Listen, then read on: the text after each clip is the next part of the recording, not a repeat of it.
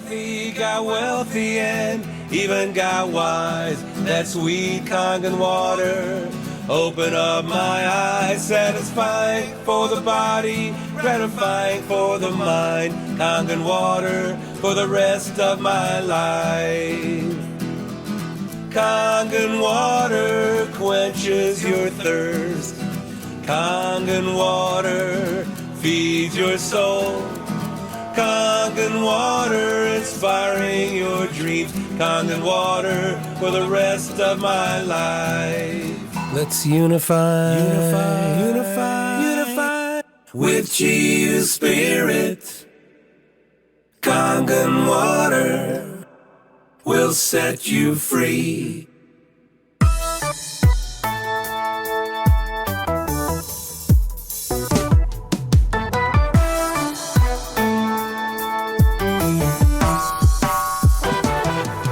Let's unify with Chi spirit. Kangen water will set you free. Let's unify with Chi spirit. Let's follow Mr. O philosophy. Look within 'cause you wanna win. Join the Kangen Nation. Kangen Nation, we're everywhere. All around the world, water we share. Changing one life at a time. With compassion for mankind. Well, I love you so you gotta know. Hope you don't mind me preaching. Hey, sisters and brothers, I have a new sponsor, my friends Gary and Marilou from alkalinewatersogood.com. They are international Kangen water distributors. Kangen water is delicious water created from Enagic's innovative water technology.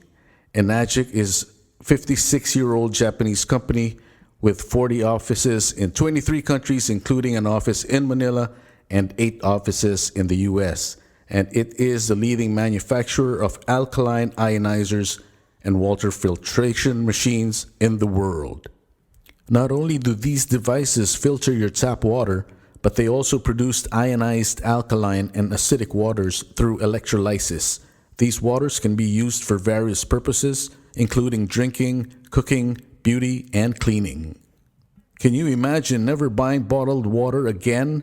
The plastic in bottled water often contains BPA and other chemicals which are proven to be hazardous to your health. And how much fun is it lugging cases of it from the market, recycling it, and you know, plastic is an environmental nightmare. According to Gary, it's also a great way to add an additional income stream. He's been selling machines for over 12 years internationally, and everyone needs the healthiest water in the world. So folks, if you have any questions about Kangen water, check out their website at alkalinewatersogood.com. That's alkalinewatersogood.com. Or you can email them at gary@garyballon.com. Gary Ballon with 2 L's.com. You're listening to the Wolf's Den Radio Show. Talk. Hello, brothers and sisters and brothers. This is Wolf Hamora with another episode of WDRS Talk, the Wolf's Den Radio Show Talk. I want to thank you very much for joining me again for another episode of my podcast, my simple podcast, and I'd like to thank you for your support. Anyway, this is going to be episode 11, and it's going to be another Stories from the Road episode, part 3 of Stories from the Road. And I don't know if you can hear the background, but I'm driving on the Pacific Coast Highway. Don't worry, I got my 2 hands on the wheel. I'm using my my earphones microphone, and it's a nice drive down the coast, and it's sunset. I'm just coming off work, and it's beautiful. Anyway, so part 3 of Stories from the Road. If you are a new listener, I just want to explain what Stories from the Road is. back in the day, back in the 90s with my band Wolfgang, we had I would say a quarterly newsletter that we gave to our fans who joined the fan club. We had a fan club and an official fan club. And if you signed up on there, you would get a quarterly newsletter. And I was in charge of that. I was the editor of the newsletter. And one of the columns there was Stories from the Road. And I would write, adventures that Wolfgang had on tour, or different gigs, different concerts. And now is just the continuation of that. I'm turning all those written stories into, how would you say it? Vocalized stories, told from the horse's mouth. All right. So anyway, that's how that originated. So that's why I'm doing it here on my podcast. So I hope you guys are enjoying it so far. Hope you guys have been enjoying the interviews that I've been posting. And please do subscribe to whatever page you're listening on. Please follow. If you're on Spotify, do a follow. If you are on YouTube, please subscribe to the channel. And that's going to help me a lot, And that's how you can show your support. And I also want to thank my new sponsors, Gary Ballin, representing Kangen Water. I'm sure you heard the ad before the show, and please do check them out, GaryBallin.com, and also Kangen Water. It's a really great machine, ionized water. A friend of mine has it, and I've tried it, and it's like the best tasting, freshest tasting water that you can drink. So do check him out, Kangen Water, GaryBallin.com. All right,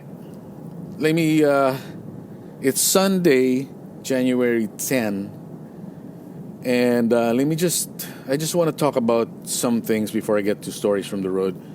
And I'm sure everyone has known by now, unless you're living under a rock, what happened in the U.S. Capitol about 5 days ago, last Wednesday. Anyway, it was just a very sad moment in American history that all these people have been led astray by the President of the United States, and the President of the I'm not going to say his name because it's not worth it. The President of the United States actually incited a riot, whatever they did. They tried to storm the Capitol building, and I don't know what they were going to do when they got in there, because all of those people who tried to get in there, they're all freaks. They're all crazy. They're all susceptible to conspiracy theories. And if you see each of them being interviewed by random people, they just have all these different things. They don't have a single cause that they're fighting for. And it's just a shame what happened. And I hope that all those people who stormed the Capitol and made a fool out of themselves, they all get arrested, because they did break the law. And the one who incited that riot should face consequences. If no one is going to face any consequences, if it's just the people who did it who are going to go to jail, if it's only them and not the politicians that incited them to do that stupid shit, then there goes your double standard again, right? Because the politicians stay safe and they can do whatever the fuck they want without any consequence, but the simple people that they fooled, that they lied to, that they manipulated, that they don't care about, they're the ones going to pay the price. They're the ones going to go to prison. They're the ones going to be shamed for the rest of their life for something that they should not have done if they weren't fed lies and conspiracy theories. Anyway, that's all I want to say about that. And I hope that We got to educate people, man. It's all about education. The only solution to ignorance and conspiracy theories is education. Tell the truth. You can hear the road noise around me. I hope it's not bothering you. But tell the truth, man. The truth of the history, the bad stuff and the good stuff. You can't censor history, man. Because if you do, then future generations are not going to learn from the past bullshit. And the cycle will just go on and on and on. If it's not going to be this president, it's going to be another stupid asshole president down the line that's going to do the same thing. Because this one was not punished.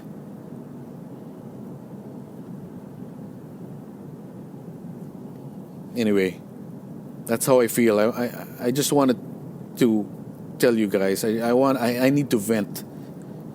And that's why I have a podcast, so I can vent sometimes. I'm not going to vent like this all the time. I don't like talking about politics, but this is just too much. Enough is enough.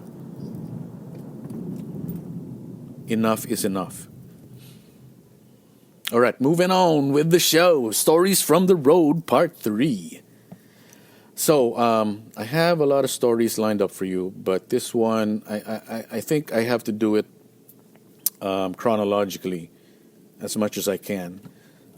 And so this one is going to be a couple of stories from the Wolfgang years, and our 3 different concerts in Iloilo City, which is in the Visayas. I'm sure every Filipino knows where Iloilo is. I'm sure there are a lot of Ilonggos listening right now. I'm very bad at my Hiligay noon, but I hope you guys are doing great out there. And so Iloilo, this was the first trip to Iloilo by Wolfgang, was actually our first gig outside of Manila via an airplane. And so this was very exciting. So this was like a plane trip. You know, when bands go on tour in the Philippines, especially if you're popular or whatever, you don't pay for anything. You don't pay for anything, and you actually get paid your talent fee. But you don't pay for the plane ride. You don't pay for accommodations. You don't pay for anything, which is a very exciting life. So we were so excited that we were going to go on a plane and play in my hometown. That's not my hometown, but my family's origin, place of origin. I don't know if you can hear this, but my God, these girls in front of me, in the car in front of me, they got the top down and they're singing their hearts out. And they're having a lot of fun. And I don't know if you can hear that in the background. But anyway, so Iloilo. So we're excited, very excited, and we have a whole crew with us called Roadies Inc., which are pretty much guys who would hang out, musicians who would hang out in Perf de Castro's rehearsal studio in Parañaque. So we became friends with them, and since they're musicians, we brought them on tour to be our technicians, So each member had their own technician to help them with their equipment. So it was a lot of fun. We were a big group, and then we had our security guy, the late and very great Dino Barton, who is a very good friend of mine, who was an OG in the 90s Pinoy scene. He was there when Razorback and Wolfgang started, and he passed away a couple of years ago. Very, very big loss. Very sad, because he was like the best guy to go on tour with, man. He was the best guy to go on tour with. And to quote him, when we flew to another city for another gig in another time in Cagayan de Oro, we stayed in this really, really beautiful hotel in Cagayan de Oro. I think it's called Price. And we were roommates, and and we go inside the room. And when you go inside the hotel room that you're staying in, it's nice and clean and high tech and whatever. You're excited. So, and he would always say if we would end up in a nice hotel, it was like Dino Barton would always say, "This is the life. This is the life, man." So that's him. That's classic Dino Barton, and I miss him a lot. We all miss him, and my gosh, I'm sorry, but I'm on the road, so these ladies are trying to cross the street on a pedestrian lane, and the other cars are not letting them through. So anyway, so this was his first tour as well, because the first band he was hanging out with. So he was very excited, and he goes, "Well, I'm gonna fucking make some brownies, man, pot brownies for the plane ride, for everybody to have fun." It's like, oh fuck yeah, got nothing wrong with some edibles for the plane ride. So that was his plan. So we get to the airport, and it's the old Manila Domestic Airport in Tramo, and he comes in, and I think it was a very during that time, it was security was kind of high in airports. I think there were some terrorist attacks during that time, so the airports were a little tight on security, and they had bomb dogs and drug dogs. So when Dino Barton arrives at the airport, he doesn't see us. We already checked in before him, so we're already we go inside. We have our baggage check. We did a baggage check, so we're in the check-in area, and he follows he follows in, and he goes, and we're all like, "Oh fuck yeah, here's Dino." And then we go, "Okay, where are the brownies, man?" And he's like, "Yeah, start handing out the brownies." And then he goes, it's like, "Man, he's like telling everyone, he's like, "I don't have them." I was like, "Why? I thought you were gonna make them." And he goes, "No, when I came in, there were all these dogs, and Dino, FYI, Dino is much older than the rest of us. He grew up he was a teenager in the 1970s, so he was at least 10 years older than everyone in Wolfgang and the roadies. So, he was very, very experienced with law enforcement. And one thing that you find out is that if there are sniffing dogs in the airport, that's a red flag. Do not bring, if you have edibles, if you got drugs, don't bring it in. So what Dino Barton did, of course, he didn't want to waste it, and he actually prepared a whole Dunkin' Donuts takeout box. That takeout box for Dunkin' Donuts for the donut holes, not for the donuts, for the donut holes. Those boxes that was filled up with pot brownies, and he ate them all. He ate them all, and we were like, "Holy shit! You ate them all!" It's like, how many were there? Oh fuck, there were like 8 or 10. Oh my god! We were like, "Oh my god, dude!" And we're like, "Fuck!" So okay, so that's that. So we start checking in our baggage, our instruments, and then we go to pre-departure, and then we get on the plane. This was actually a late night, a red eye flight, late at night. So we were the only ones on the plane, which was really fun because we had the plane to ourselves. We were, people were sitting in the front, people were sitting in the back, lying down on the chairs. You know how it is. If you find, a whole row for yourself, you fucking lie down on that fucking row, man. Anyway, so Dino was he had his own row, I had my own row, but we were on a parallel. We were on the same row, but he had his own set of seats. I had my own set of seats. So airplane starts to take off. We do the takeoff, and Dino Barton just looks at me. You know, he turns his head, looks at me, and then I look at him, and he has this dire this dire expression on his face that I'm like, dude, look at that. Look at this fucking motorcycle asshole. Fuck you, man. Got so close in there. You know, I'll take a break from the story, okay? There's this stupid-ass law here in California that when you're on the freeway and it's traffic, motorcyclists can go in between lanes. I get that. That's fine.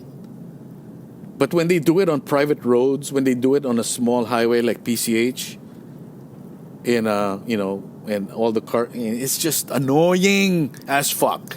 Anyway, sorry. Going back. So the plane takes off. Dino is super high on edibles, pot brownies. He gives me this dire look on his face. I'm like, dude, are you okay, man? And he's like, oh, it's starting to hit, man.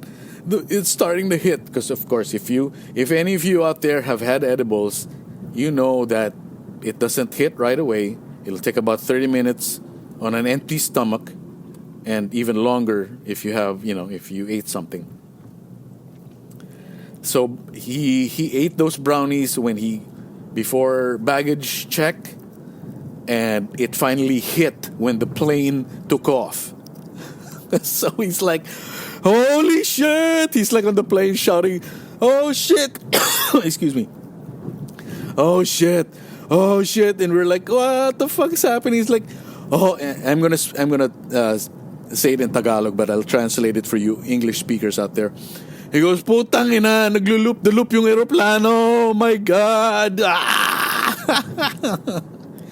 He was going, it's like the airplane's doing a loop-the-loop, man. It's looping. It's like, no, it's not looping. We're just going straight. Oh shit, it feels like it's looping, man. Holy shit.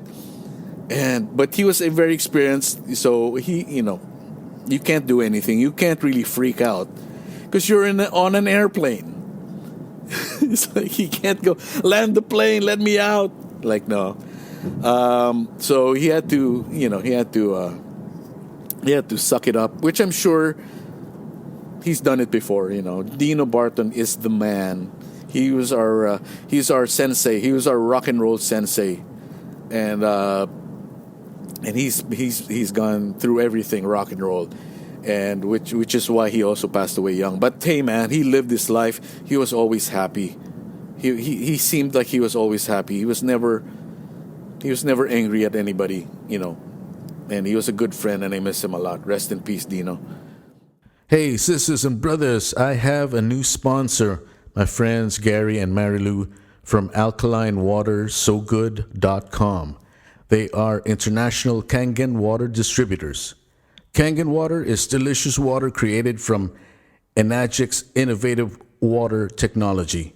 Enagic is a 56-year-old Japanese company with 40 offices in 23 countries, including an office in Manila and 8 offices in the U.S. And it is the leading manufacturer of alkaline ionizers and water filtration machines in the world. Not only do these devices filter your tap water, but they also produced ionized alkaline and acidic waters through electrolysis. These waters can be used for various purposes, including drinking, cooking, beauty, and cleaning. Can you imagine never buying bottled water again? The plastic in bottled water often contains BPA and other chemicals which are proven to be hazardous to your health. And how much fun is it lugging cases of it from the market, recycling it, and plastic is an environmental nightmare.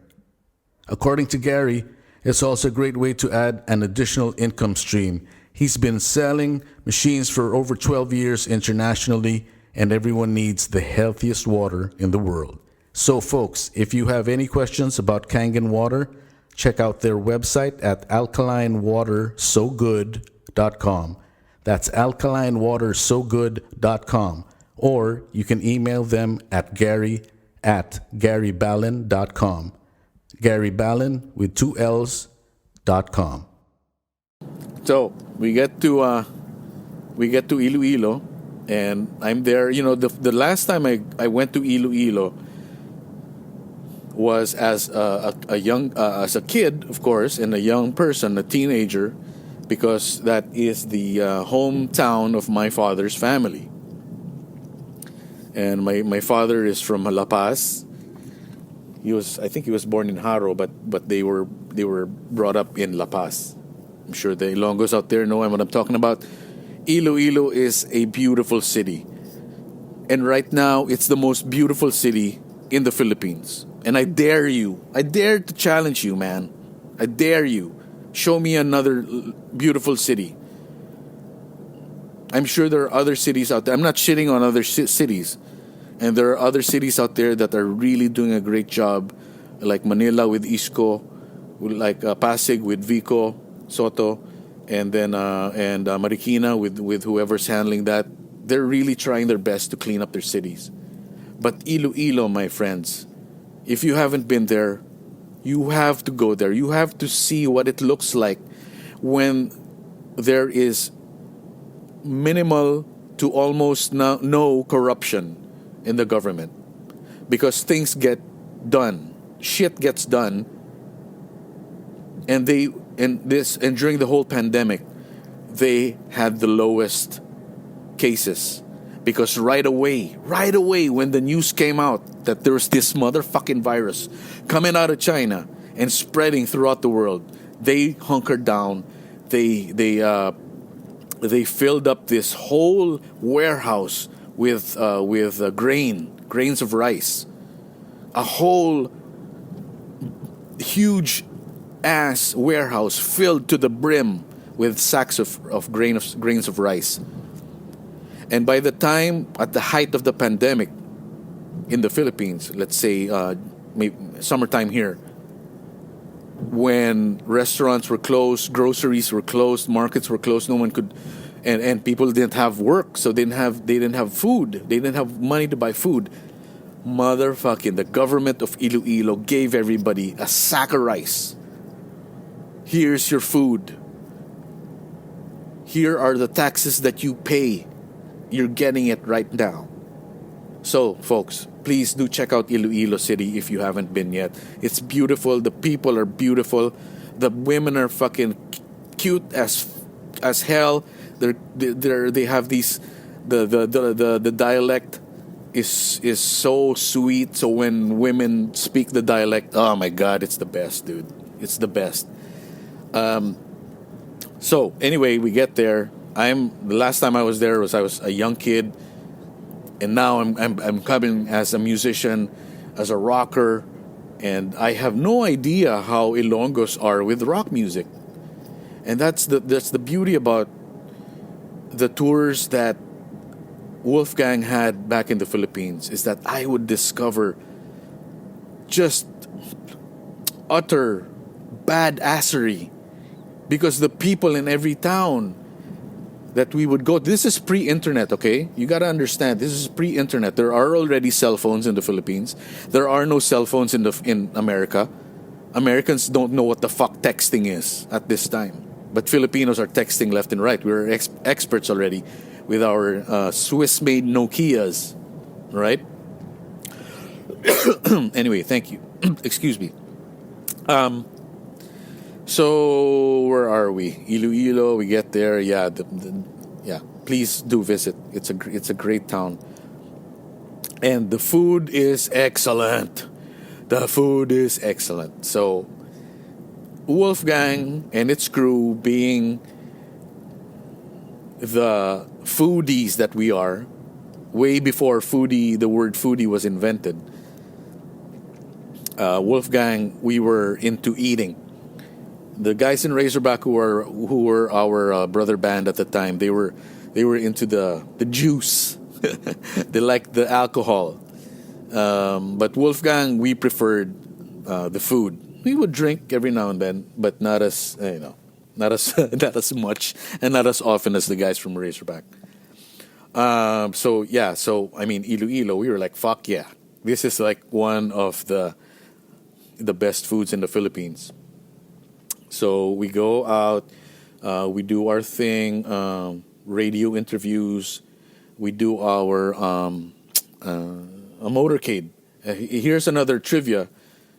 Back in the day, if you were a popular band in the Philippines and you would do tours in the provinces, so this is pre-internet, like I said. So if you're outside of Manila, you're pretty much in the boondocks. During that time, okay, I'm not saying now. Now everybody has internet, everybody has cable TV, everybody's informed in the Philippines. We do not live in trees, okay, motherfuckers? We do not live in trees. Anyway, so during that time in the 90s,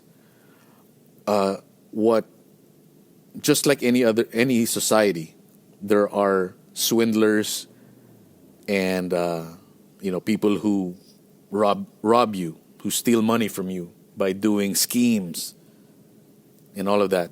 Yeah, the president of the United States is one of them. And so what these kinds of people would do in these provinces is that they would promote a fake concert of maybe Wolfgang or the Eraserheads or River Maya or Parokya ni Edgar or Barbie or Kichi Nadal, whoever was popular at the time. They would come up with a fake concert, sell tickets, and of course, if it's a popular band, you get sold out. You sell a lot of tickets, especially in the big cities, and they would run, and they would just take the money and run, man. Just like Steve Miller sings, take the money and run. Run, I mean, run, not wrong, run. So legitimate promoters, concert promoters that did actual concerts, they had to do this thing called a motorcade, where the band gets on a pickup truck, and we get on the cabin in the back. Of course, this is the Philippines. You can ride a pickup truck in the back, no problem, man.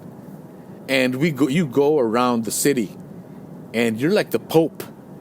Everyone's coming out of their business. Everyone's coming out of the restaurant because it's a big ass deal. And these are small towns, with small streets.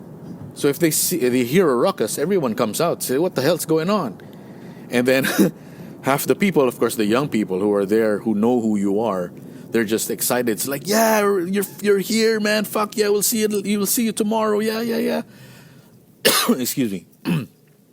And of course, the people who don't know who you are, they're just like, "Who the hell is that?" But the point of the motorcade is that it's to show proof that the band whose concert they're promoting is actually here. It's actually in your town, and they're actually here. And you're seeing them wave at you from on top of a pickup truck. So every city that we ever toured in, we had to do that, as well as all those other popular bands in back in the day. And I'm sure they'll tell you the same thing. And those motorcades were fun, and because you see the people, man. You see the people. That's why That's why I'm attracted to politicians and artists who are people oriented, like Bernie Sanders and whatnot, because it's great. Those motorcades actually taught me something. Okay, so now I'm back home. I'm parking the car, and I'm gonna stay here because it's a nice. The car is an actual nice studio that you can record in, because you can keep the noise inside. Anyway, so we do our motorcade, and we get to the gig the next day. Of course, every meal is just wonderful. Every meal is just, oh my God, I know all of this food because this is my dad's hometown. I know this food. I know, I can understand the language. I know where things are. And so it was exciting for me, yeah. So the gig was going to be at UP of the Visayas, University of the Philippines in the Visayas, UP Iloilo. And there are a lot of universities in the Philippines, and especially in Iloilo. You got UP, you have San Agustin, you have Assumption High School. I don't know if there's Assumption College over there, but there's Assumption High School. And yeah, and we all know, man, college students, man, they're the ones that they're at their the time of their life where they are at their peak, or getting to their peak. So we get to the venue, and it's an open field, like I would compare it to UP Diliman's Sunken Garden. Oh, Wolfgang had a lot of fucking intense gigs at Sunken Garden as well. So this one reminded us of it.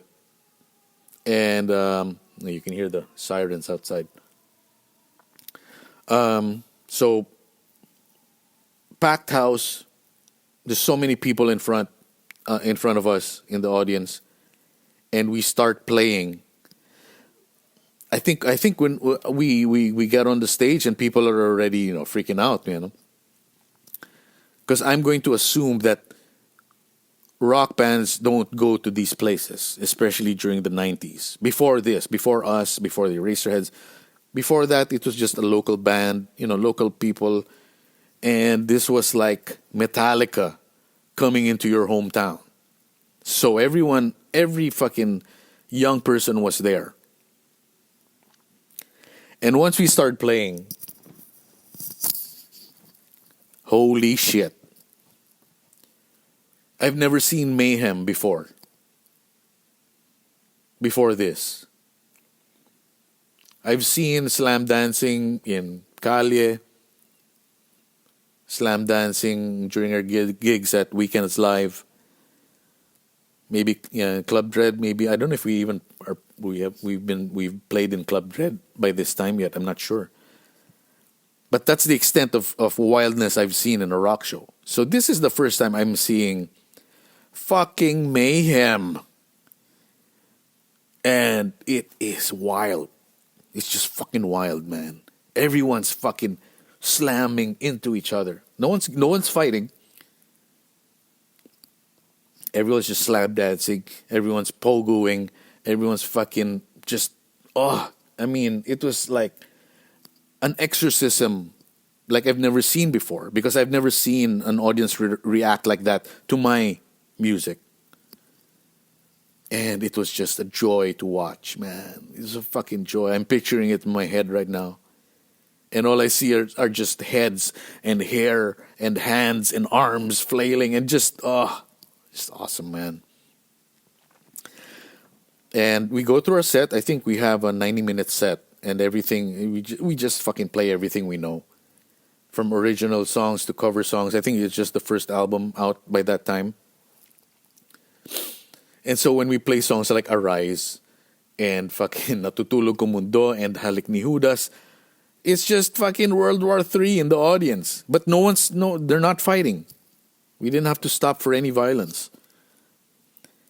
But here's the funny thing. The security that they hired for this concert, of course, there's no such thing as concert security back in the day, especially in the provinces. They hired the local Philippine National Police, the PNP, which is like, not the FBI, but, the top cops. They're not actually local cops, but they're the country cops, the country's cops. So they have access to, I guess, better weapons or stuff like that.